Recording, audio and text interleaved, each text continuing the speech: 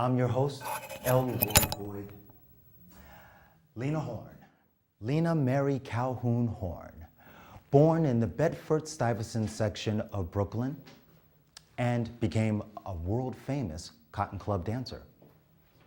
Lena Horne made her feature film debut in 1938 in the Hollywood Productions motion picture entitled The Duke is Tops, or The Bronze Venus.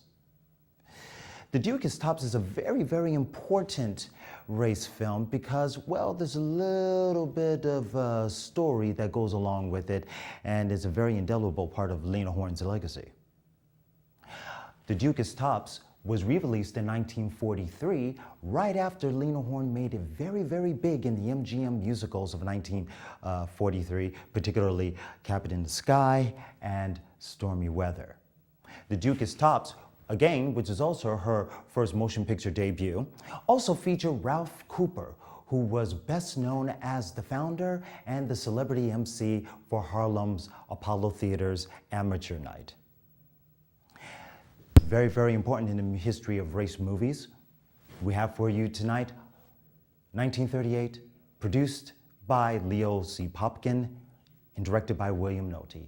Lena Horne's The Duke is Tops, or The Bronze Venus.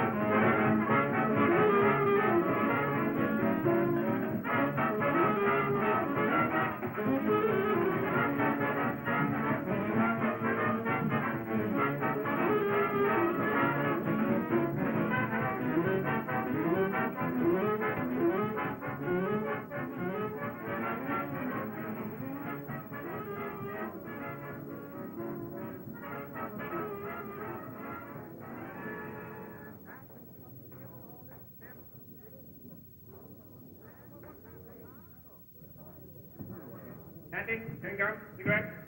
Lonnie, candy, cigarette, chewing gum, candy, cigarette, cigars, chewing gum. Yes.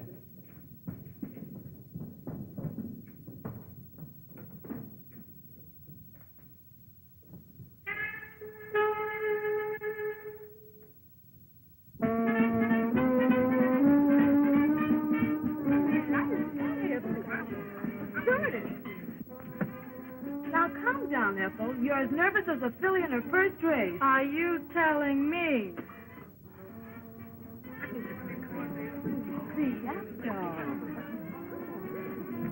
Come on! Get a move on you. Get to your places.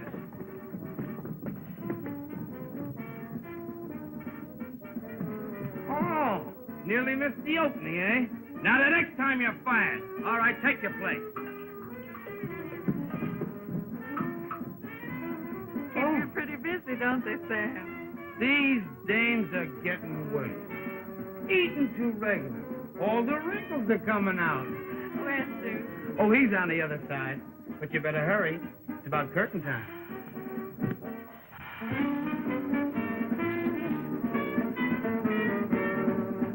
You'll have to knock 'em dead tonight, honey. The house is packed. That's great, Jude. Now perhaps you'll get back some of the money you so foolishly put in your show. Foolish? Why, sugar. That's what I've been working for. To have a show of our own. With you as star. You're sweet, Jude. My lips, my makeup, you'll ruin them. All right, but you'll pay double after the show. Oh, you. Son! Please!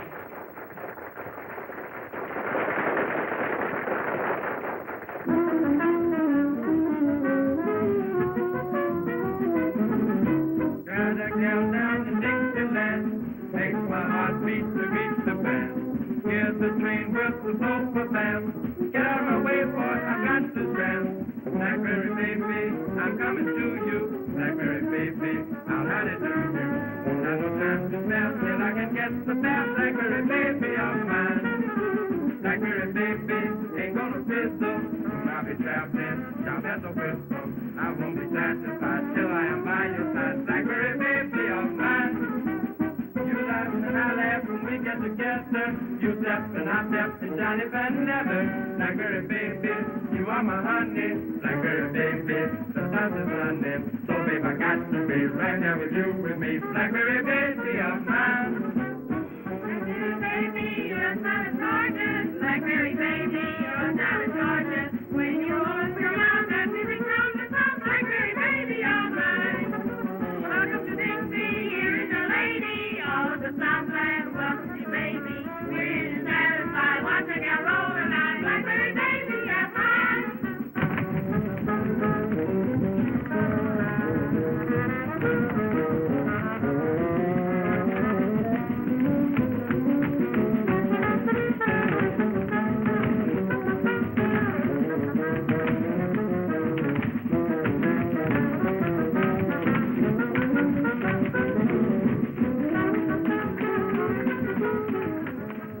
That Andrews girl has got plenty of what it takes.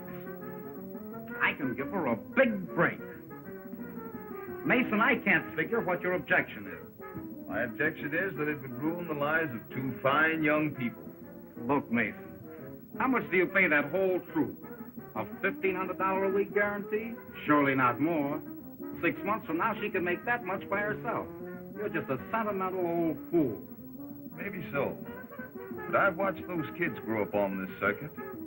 You gave up a promising stage career to push Ethel ahead. Oh, he's done a fine job of it, too. Next season, she'll be the biggest attraction we have. Out here in the sticks, what'll it get her?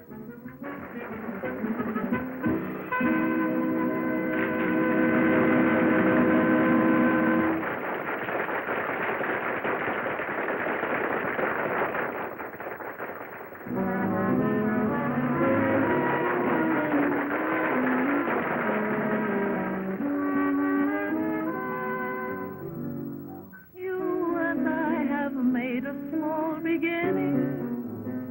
Don't know what our fate is gonna be.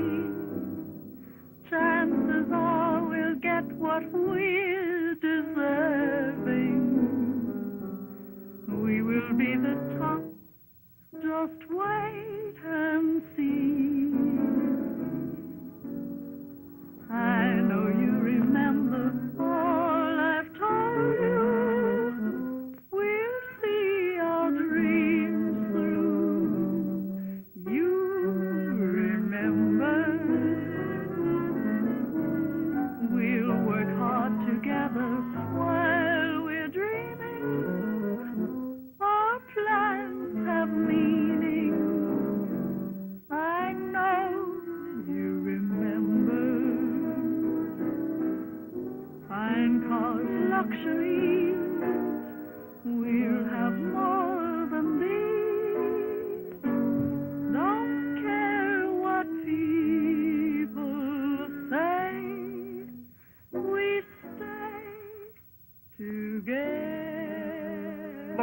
personality. She's a cinch for the big time. Believe me when I lose, I'm with you. You hear that voice? That's what they buy. I know you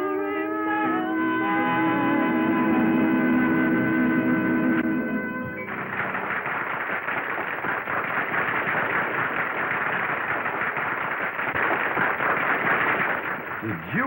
Wow! Listen to that applause. Come on, you two lovebirds, out of the way. Yes, sir, Mr. Stage Manager. All right, girls, in your place. Let's go. Don't rip him, Duke. He's right. And I have to make a change. And I have to see Mr. Mason.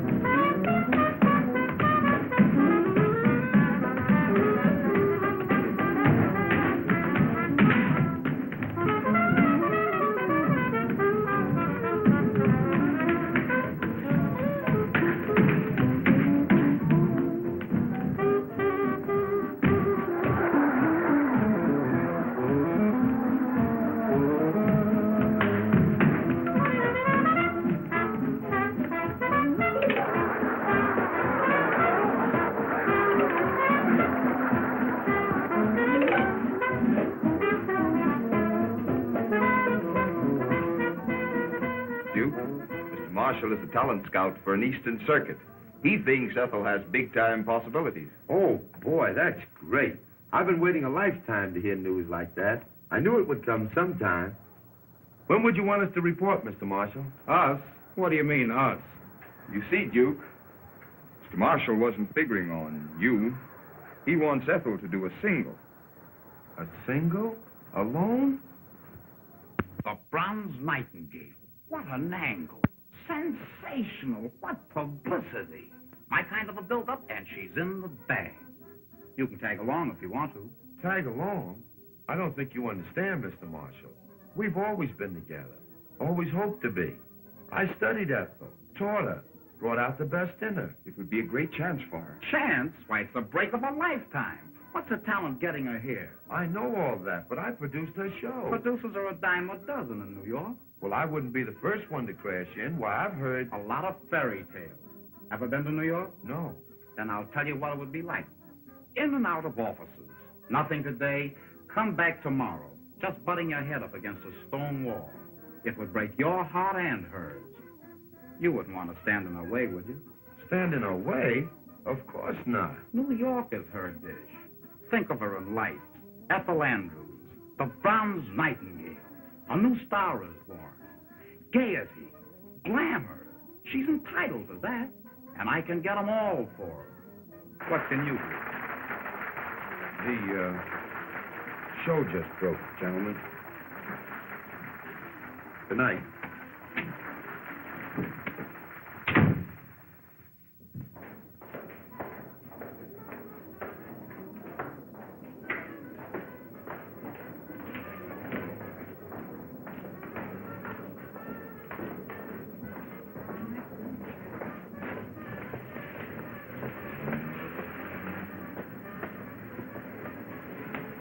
Good house for the opening night. Isn't she beautiful? And can she sing? Why, she's a whole show. Come on, it's late. Let's go.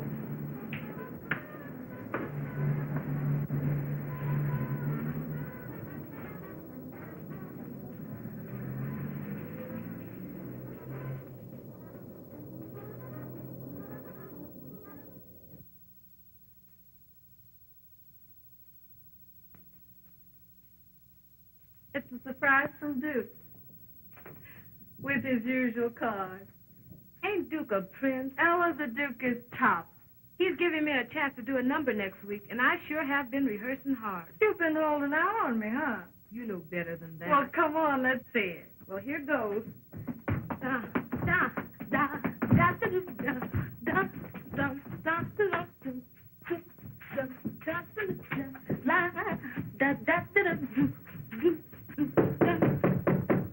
Ella?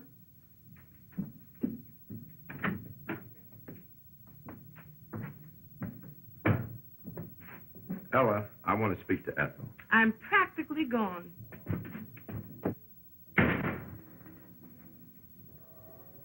Duke, darling, what's the matter? Oh, I guess I've been kind of selfish. Keeping you on this small-time stuff when you belong on Broadway. Dear, you'll be a dreamer all your life, and I wouldn't have you different. But don't you know that if Broadway is for us, we'll get there? Marshall, a talent scout for an Eastern booking circuit, has been watching you. He thinks you've got what it takes. Ethel, we show people live and strive for one goal, the big stem. And when opportunity knocks, we've got to answer. It's your chance, kid. Take it. Without you, Duke. Don't say it, honey. I'll never tell you anything that isn't right. Because, well, you remember.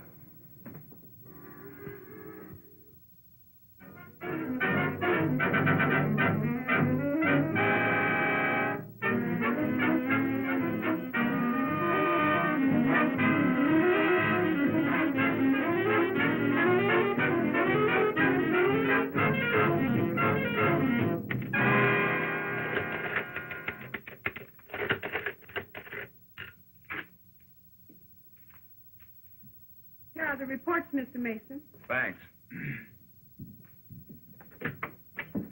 Oh, hello, Mr. Davis. Hello, Gladys. Hiya, Mr. Mason. Well, Duke, you broke the season's house records. That's fine. How about Ethel? Have you made up your mind yet?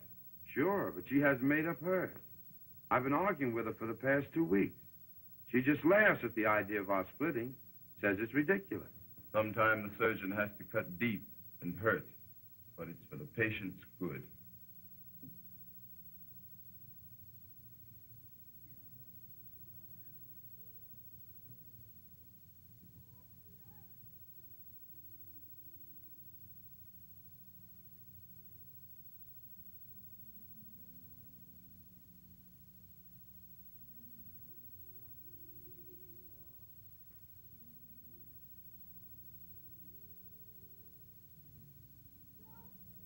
New York tradition. The bronze nightingale. A new star is born. Publicity. Glamour. Gay. Sometimes the surgeon has to cut deep and hurt, but it's for the patient's good.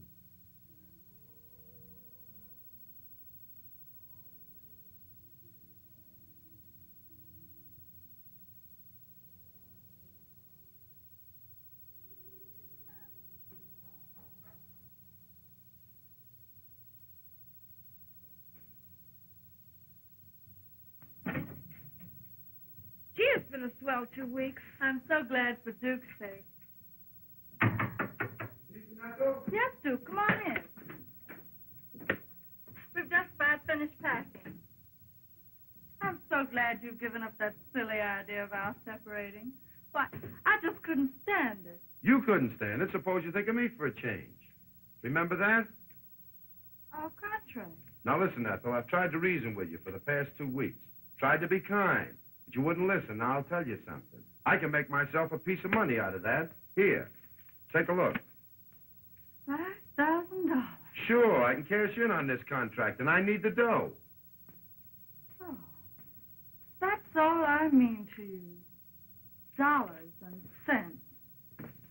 I don't think I ever knew you until now. Laughs on me, I guess. Here, you forget my part of the contract. Now you can collect. Well, I'm glad you decided to be sensible. I'll be seeing you sometime. Lots of luck.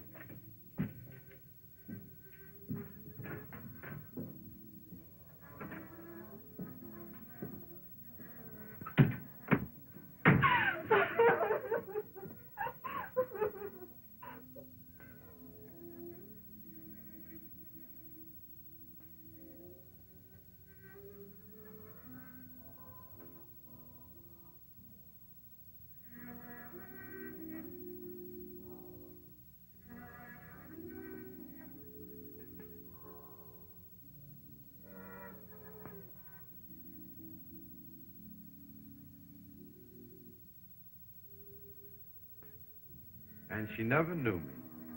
Until now.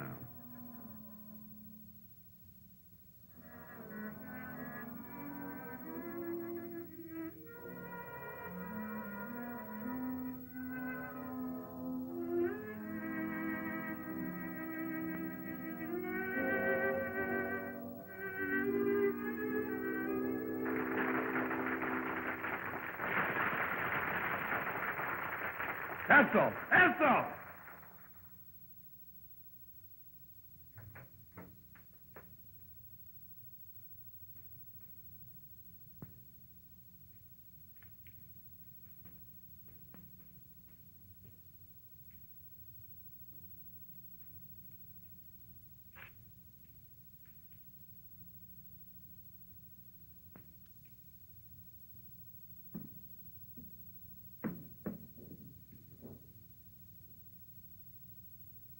Duke!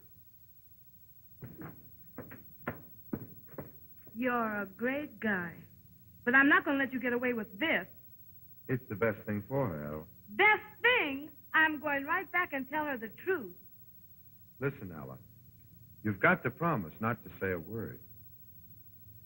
Because, well, you remember.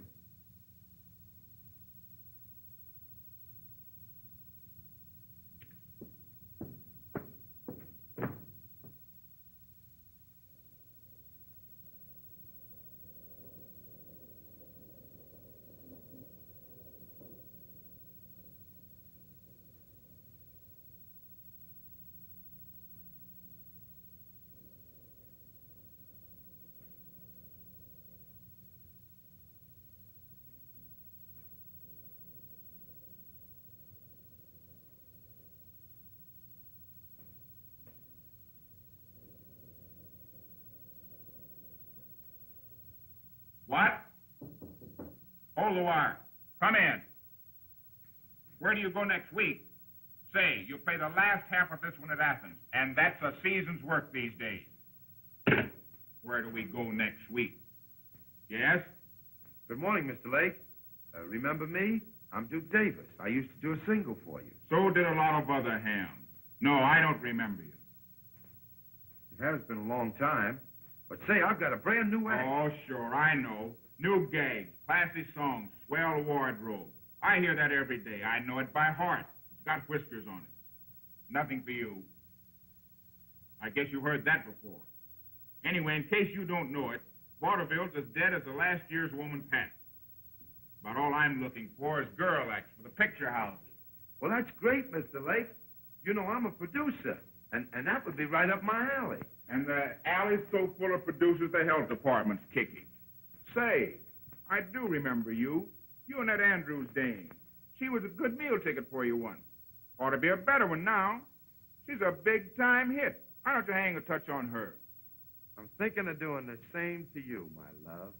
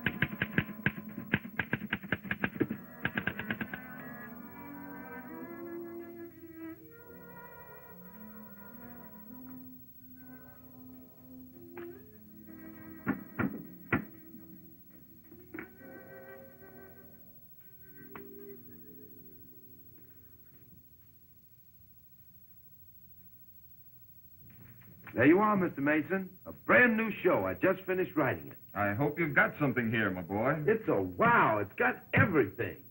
Heard from Ethel? No. Look, I can use my old people. They know my work, and I know what they can do. Of course, you'll have to stake me. I'm broke. If you're as good as you used to be, we'll manage to put on your show.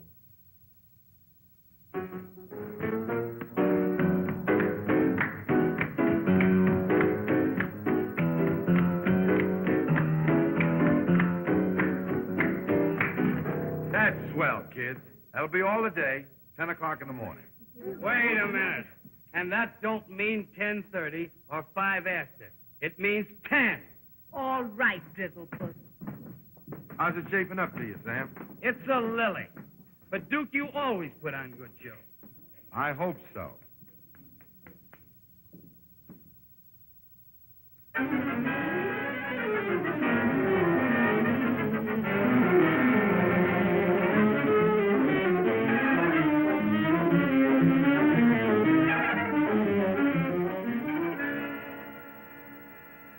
You don't have to say it, Mr. Mason. I know. The show did a nosedive. Breaks of our game, my boy. But I know where it's weak. Say a couple of new specialties and tighten up on that comedy. Why, I can doctor up this show in 2 shakes of a pawnbroker's head. I'm sorry, Duke, but my bankroll just can't stand any more strain. Well, that's that. Anyway, thanks for giving me a break. I'm sorry. Sorry for the flop. Forget it, Duke.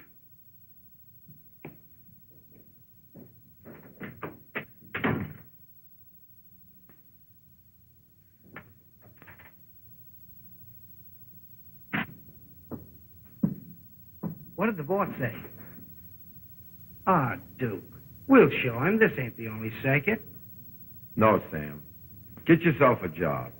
You can handle a stage better than any man I know. I ain't gonna leave you. Yes, you are. Because I can't pay you.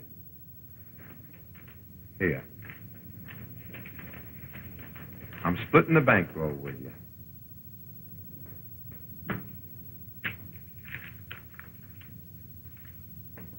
Good luck, Sam.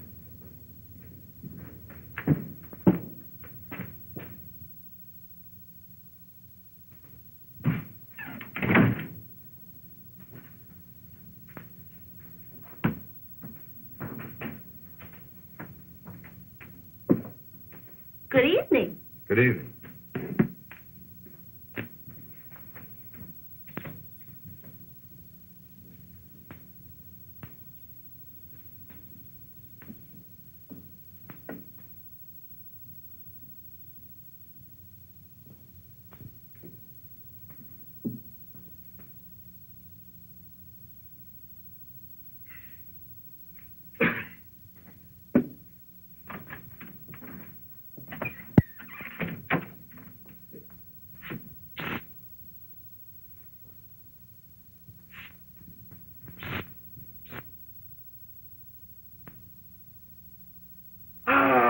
If I live and breathe and goggle my tonsils, Duke Davis, Dr. Durando, the old boy himself. How are you? riding the crest, favored by fame and followed by fortune.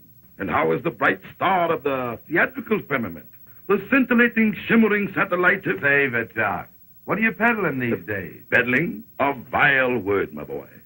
I am engaged in revealing to suffering humanity this fearless remedy, this amazing healer, Dr. Durando's universal elixir. That's fine. Sit down. How's business? Marvelous, stupendous, colossal.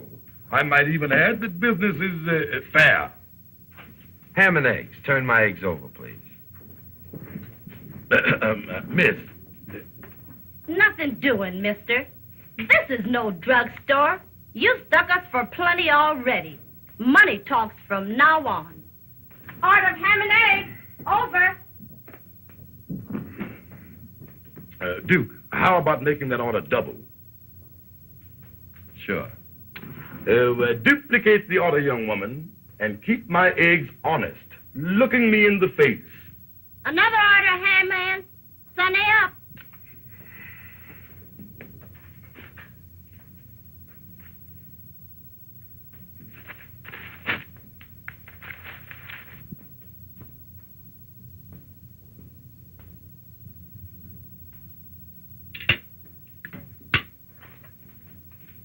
Finished, Doc? Alas, yes.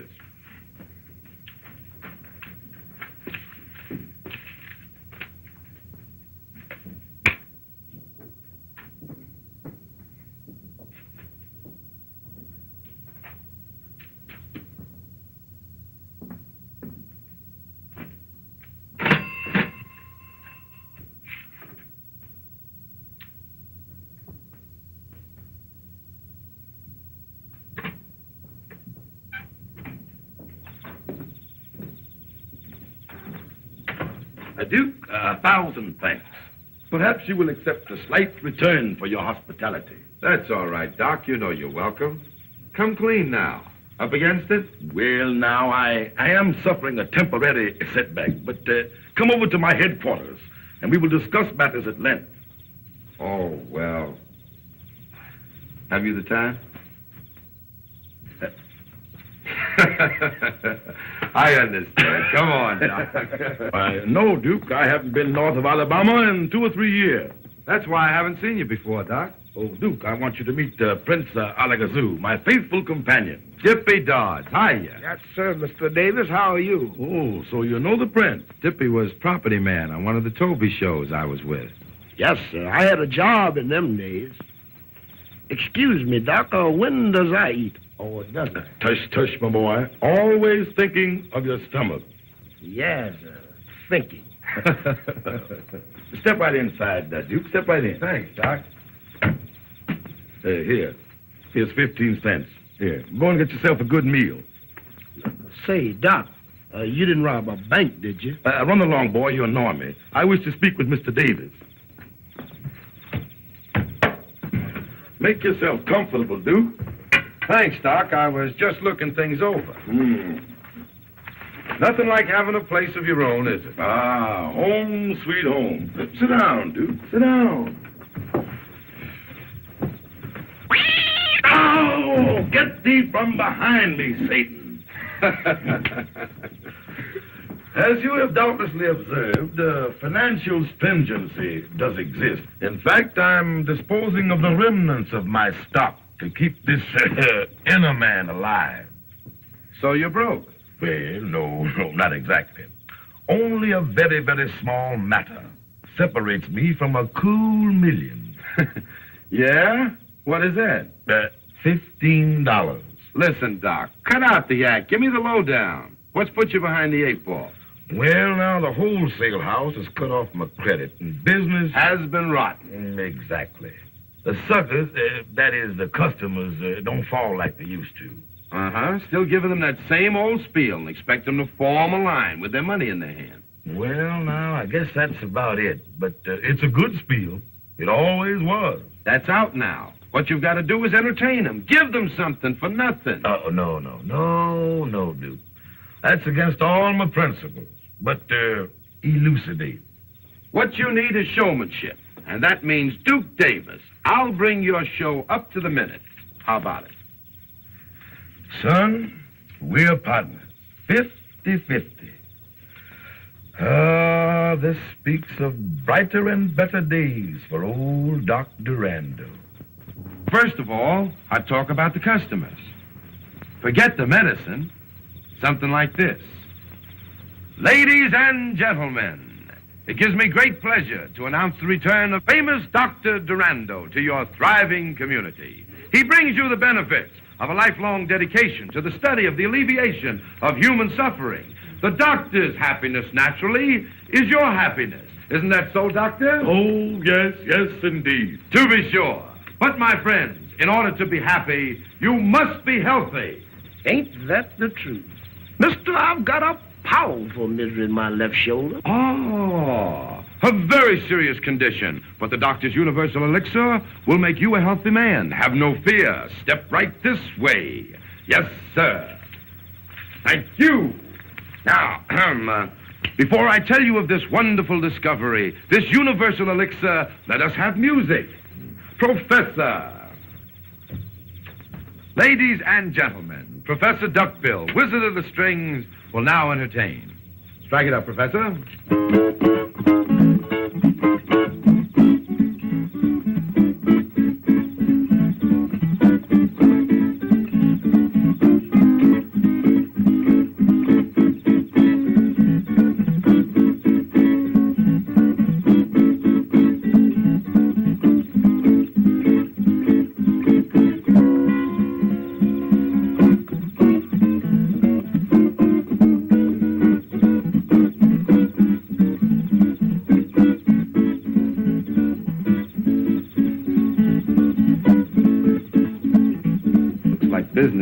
to be good.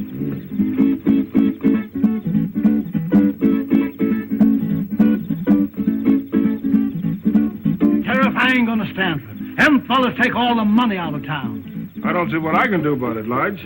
He's paid his license. That's so. But, Sheriff, I ain't gonna put any pressure on you. But just remember, it ain't fought an election. That's all.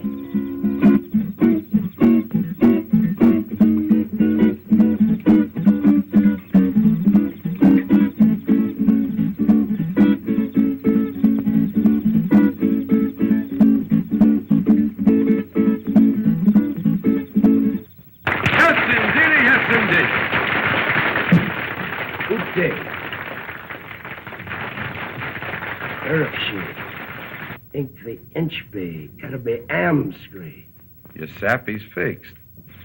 Very well, Your Highness. The Prince hopes that you will all get what is coming to you. Oh, I sure hope we don't get what's coming to us. Have no fear. There'll be plenty for all. And now let me tell you of this wonderful elixir, compounded of rare herbs gathered from the ends of the earth, from the icy wastes of the polar regions, the blazing heat of the Sahara Desert, regardless of cause. A pack of lies. I don't believe a word. Come on, Sheriff, I'll show them. Those are strong words, sir. Are you prepared to back them up? I sure am.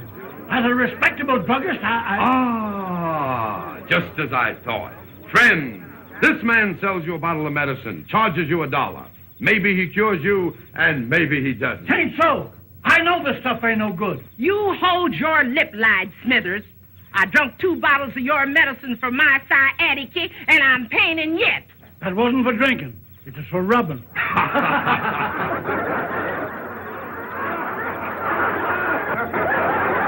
Thank you, lady, thank you. But need I go on? I see you get my point. There is no guarantee that what this man sells you and takes your good money for will cure your ailments. Now then, if you are suffering from sciatica, cold in the head, headache, or any other of the ailments that might come to plague you, just see what one bottle, mind you, of Dr. Durando's marvelous universal elixir will do for you. Hold on a minute. Will that there stuff grow hair? Grow hair, sir? I'm glad you brought that up. I asked you to look at the good doctor and notice that luxuriant growth of hair. Why, 4 years ago, the doctor fell ill with synphallatosis of the metatarsal, a very dangerous disease, and all of his hair fell out. But thanks to the universal elixir, but why go on? Why go on, doctor? Show them what universal elixir has done for you.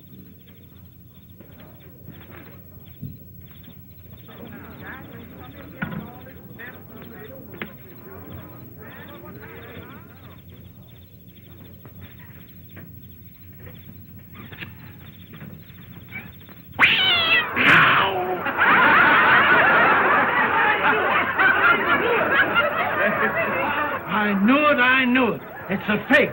Now, Sheriff, do your duty. I'll give you just 5 minutes to be 1 mile out of town.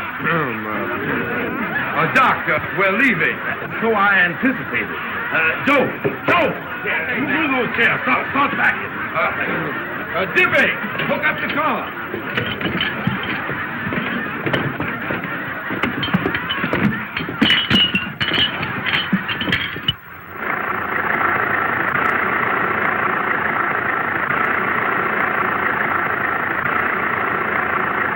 Well, it looks like old man Jenks is with me permanent.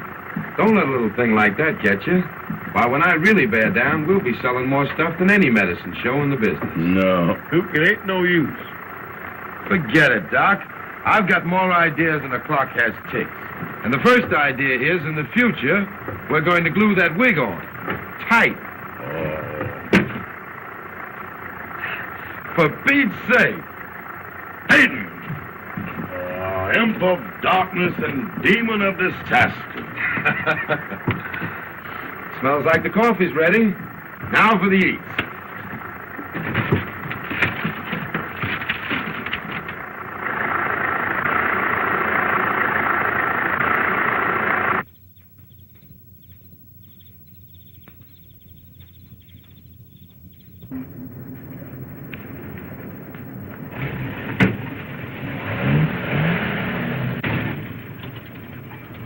Say, Joe, here's a good spot to turn off the main drag, because them folks back there show hostile. Looks kind of rough to me. Yes, but I ain't taking no chances. Okay by me.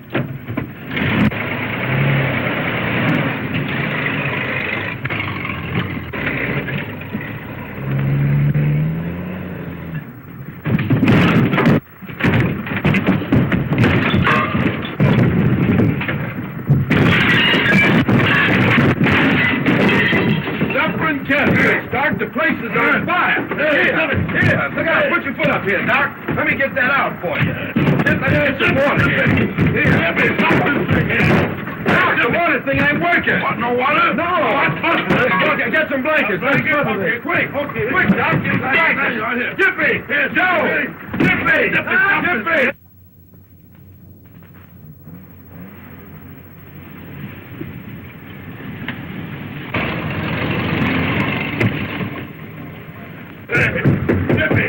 Jiffy. No.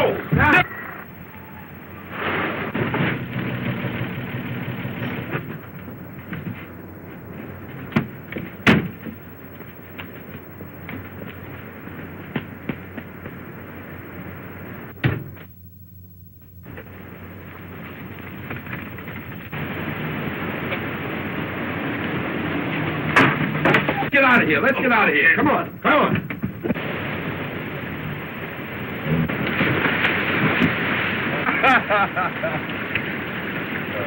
Some christening, Doc. Through fire and water. We can't fail now.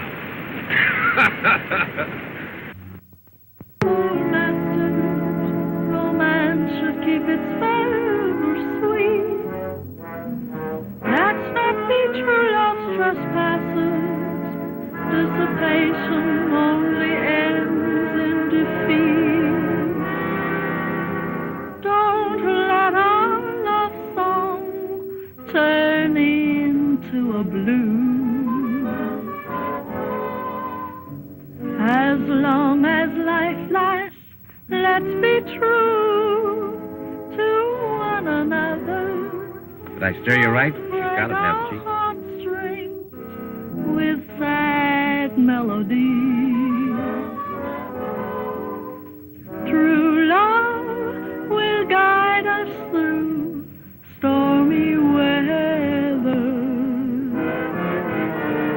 Everyone should be true to his own. Let's make sure before this chance is flown, we won't disagree on anything. Just get along together like a romance in the spring. Our love boat must not be lost on its cruise. Don't let our love song turn into a blues. Everyone should be true to his own. Oh, let's make sure before this chance is flown, we won't disagree on anything. Just get along together like a romance in the spring. Our love boat must not be lost on its cruise. Don't let our love song turn into a blues.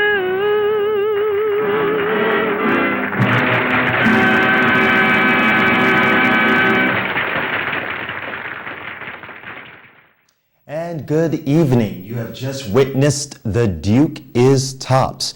And that musical number you just witnessed was sung by a very young Lena Horne, 20 years old at the time. Lena Horne and her motion picture debut, The Duke is Tops. 1938, it was released in June 1938, and it was produced by $1 Million Pictures, produced by Leo C. Popkin, and directed by William Nolte. Welcome back to Sepia Cinema. My name is L.Roi Boyd, and this is our feature film for this evening. Lena Mary Calhoun Horne, born June 30th, 1917 in the Bedford-Stuyvesant section of Brooklyn, New York, was a singer, dancer, civil rights activist, all-around performer. And this is a very, very important film. However, this is the interesting thing, and you may have noticed this while watching it. There was more Ralph Cooper than there was of Lena Horne. So in film history, Lena Horne is almost inextricably tied to this motion picture as if she was the principal. She was the leading lady, of course. But this was pretty much Ralph Cooper's film. Ralph Cooper was not only the principal performer in this film, he was also a co-director with William Nolte. Now, he was uncredited for that.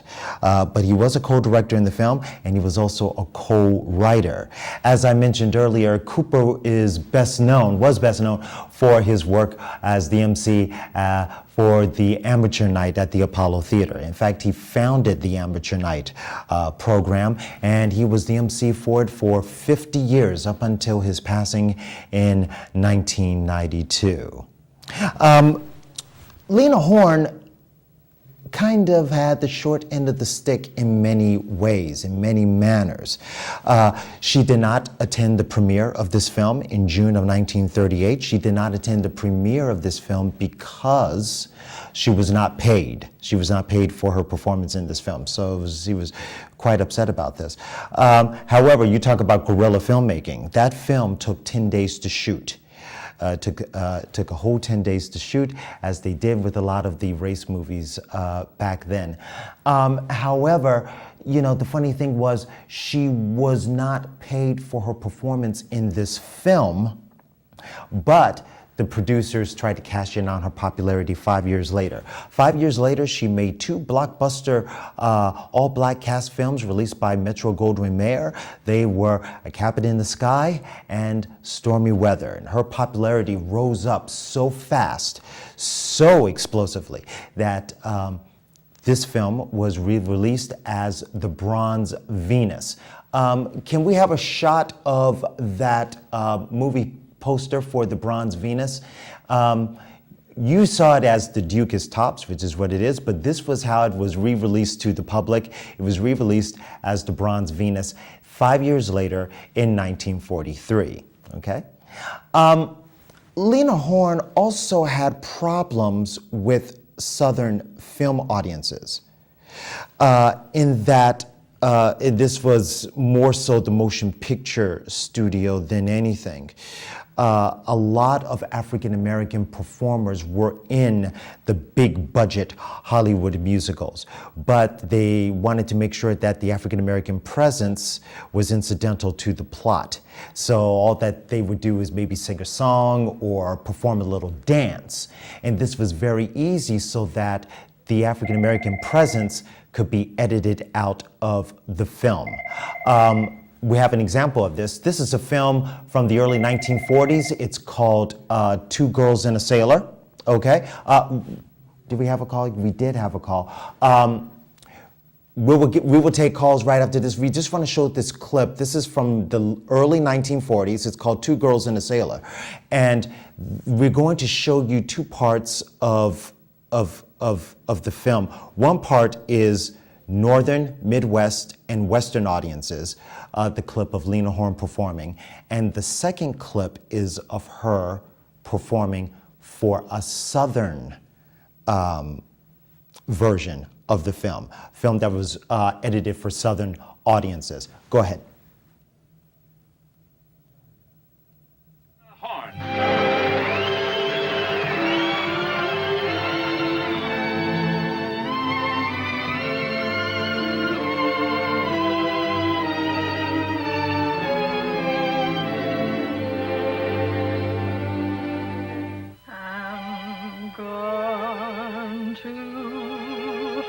Buy a paper doll that I can call my own, a doll that other fellas cannot steal, and all those flirty, flirty guys.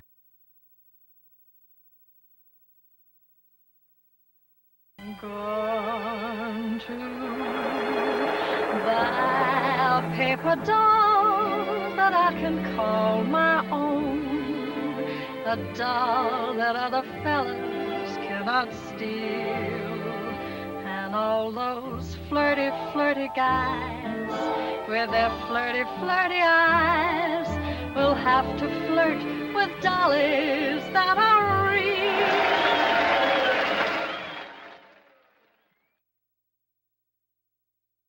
films were done as such by the studio. You saw the difference there. Same scene, same song. There was a version for the northern audiences, Midwest and Western audiences, but then there was also the second clip, the second part was the version for the southern audiences. Southern movie managers, movie theater managers were quite nervous about having an African American presence in an otherwise all-white motion picture. So she was, a victim of, such racism as that in the Hollywood studio system. We have a call here for Studio Cinema. Hello? Hello? Wait, hold it. Don't hang up. Okay. All right. We have a problem here.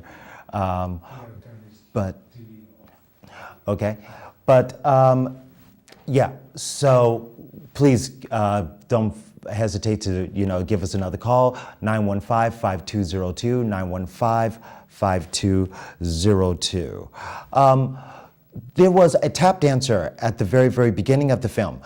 His name was Willie Colvin, and you had a lot of vaudeville performers in this film. Willie Colvin was a well-known tap dancer. He was known as a specialty tap dancer at that time. And, okay, here we have another call.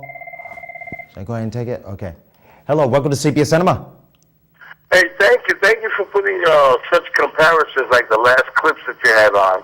The southern version and the general version. Right. And it just goes to show you how ignorant the southern white people were back in the day where they couldn't just stand there and look at a human being give a performance like any other human being. Exactly. Okay? Now, it's just, and the ignorance still stands today.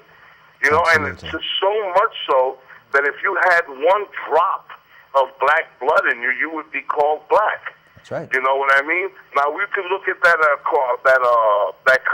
comparison with President Obama right now. Right. President Obama is half white, raised by a white woman and white grandparents, but they call him a black president. So if things really haven't changed that much. There has been changes, and there has been some positive movement, but for a complete change of ideologies and the way the populace thinks in the southern part of the country, it's just a ridiculous attitude that maintains, and you're picturing it, those two clips are bringing that out so clearly that you can look back at it today, over 50 years later, and say, man, was America that stupid?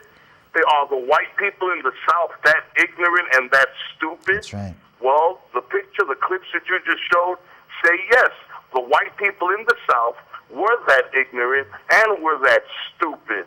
You know what I mean? Bunch of idiots, man. Great clip, great show. And you people that are looking at this, open up your eyes. You know what I mean? Frederick Douglass said something very important.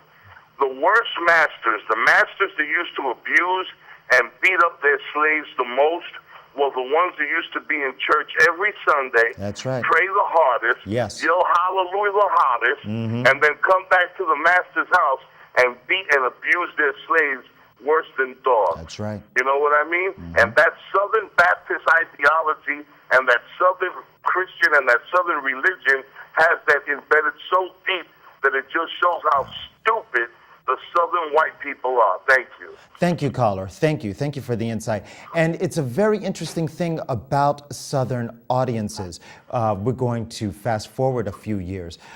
In the late 50s, with American Bandstand, Dick Clark's Saturday show, there was a part of the show called Rate a Record, in which he played a record and he would ask the kids how did they like the record. And of course they all say, it's easy to dance to and it's got a good beat. So we're saying for the next 40 years. And it came to a point where he asked an African-American teenager how did he like the record. And it got his crew and the production company so scared. And they were so scared because they were afraid that the Southern affiliates were going to pull the show. This was the late 50s. This was a few years, 3, 4, 5 years after Brown versus Board. And ironically, nothing happened. There were no calls that came into the station or the production company. They went through the week, they produced the next show, and nothing happened. So, caller, as far as the ignorance that you were referring to, it went on for a while. You say it's still happening today. Yes, it is happening today, and it is subtle. But as far as in motion pictures, television, it happened for a little while, and I think that was a sign of things that were, sort of beginning to fade away in that regard. In the film, if you've also noticed, the Theater Owners Booking Association, there was a scene when Duke Davis, played by Ralph Cooper, he was going in to pitch a new show after he sent Ethel Andrews on her way. He loved her, and he said, you should go to New York. He wanted to pitch a new show, and on the door were the words Theater Owners Booking Association. That was the booking association that had a circuit, and the circuit that we know today is called the Urban Circuit. So there was sense of the urban circuit happening at that time. It was also the vaudeville circuit, and that was the same Southern circuit that in the story, the Sepia Scandals were playing. Sepia Scandals, in which Ethel Andrews was a showgirl with. We're about out of time this evening for Sepia Cinema. We thank you so much for joining us. Next week, action, adventure, intrigue, and murder in Harlem. That'll be it for next week for Sepia Cinema. Thank you very much for joining us. My name is L.Roi Boyd, and take care.